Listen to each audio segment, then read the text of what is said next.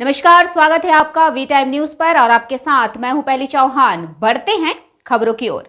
Barauni refinery द्वारा वर्ष 2024 की प्रेस वार्ता का आयोजन किया गया, जहां कार्यकारी निर्देशक और रिफाइनरी प्रमुख सत्य प्रकाश ने मुख्य महाप्रबंधक परियोजना GR के मूर्ति, मुख्य महाप्रबंधक मानव संसाधन डॉक्टर प्रशांत राउत, मुख्य महाप्रबंधक TS और HSC SG वेंकटेश, मुख्य महाप्रबंधक तकनीकी SK सरकार, कॉरपोरेट संचार और कर्मचारी सेवाएं की वरिष्ठ प्रबंधक मीनाक्षी ठाकुर, मीडिया प्रतिनिधि और महाप्रबंधकगण और उप महाप्रबंधकगण की उपस्थिति में दीप प्रज्वलित कर कार्यक्रम का उद्घाटन किया गया।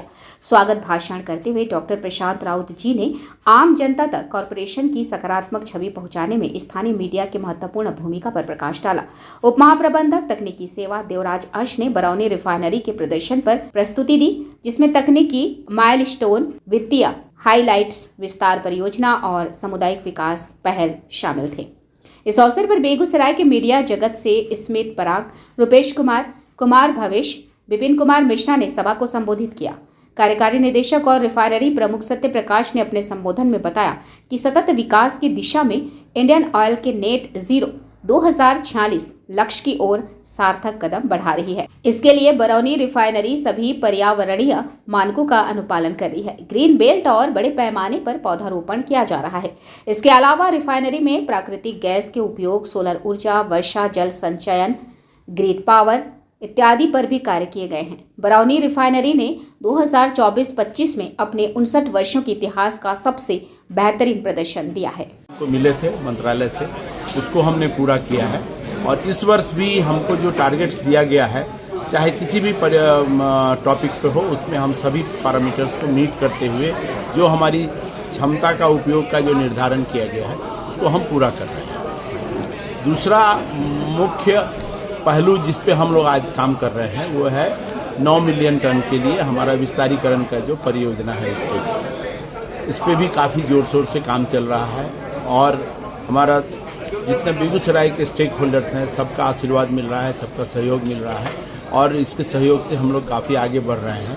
और इस क्रम में हम एक नया उत्पाद लेके आ रहे हैं, उसको पॉलीप्रोपिलीन बोलते हैं और भविष्य में उम्मीद है कि इस पॉलीप्रोपिलीन के प्रोडक्ट को एक बार जब हम प्रोड्यूस करना शुरू करेंगे तो ये एक अपने आप में एक इकोसिस्टम बनाएगा, जिसके तहत बहुत सारे एंटरप्रेन्योर्स हैं जो हैं वो आगे आके यहाँ पर उद्योग लगाएंगे और फिर उस उद्योग से बाकी नए नए अवसर उत्पन्न होंगे, जिससे बिहार का विकास, देश का विकास आगे होता रहेगा।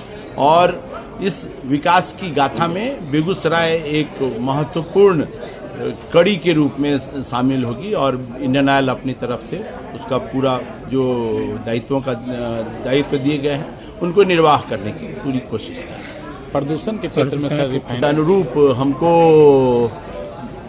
मुंगेर में हमने काफ़ी जो वृक्षारोपण किया है, बेगूसराय में भी जहाँ जहाँ हमको जगह मिलता है वहाँ हम उसको वृक्षारोपण करते हैं और जो भी मानक हैं उसका हम लोग पालन करते हैं। उसके लिए हम लोग जो Bihar state pollution control board या सेंट्रल पॉल्यूशन कंट्रोल बोर्ड की जो नियामक जो पैरामीटर्स हैं उसको मीट करते हुए हम लोग अपना उत्पादन बना रहे हैं। कितनी क्षमता का पॉलीप्रोपिलीन यूनिट लगाया जा रहा है और कब तक पूरा होने की उम्मीद है? पॉलीप्रोपिलीन हम लोग 220 KTPA उसको बोलते हैं की क्षमता का नया यूनिट लगा रहे हैं और अगले साल के वर्ष के अंत तक जो है हम उसका उत्पाद निकालने में संभव है। उससे बिहार में क्या बदलाव की उम्मीद है? मैं दोहराता हूँ, उससे क्या होगा कि जो पॉलीप्रोपिलीन की जो प्रोडक्ट्स है उनसे दिनचर्या की हमारे जो रोज की जो बहुत सारी उपयोगी वस्तुएं बनती है वो बनाने के लिए नए उद्यमी यहाँ आगे आएंगे